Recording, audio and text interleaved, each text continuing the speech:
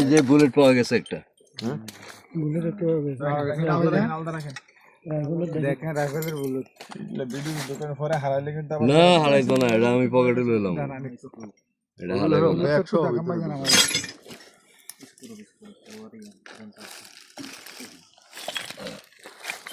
তাজা বুলেট, এটা একটা তাজা বুলেট।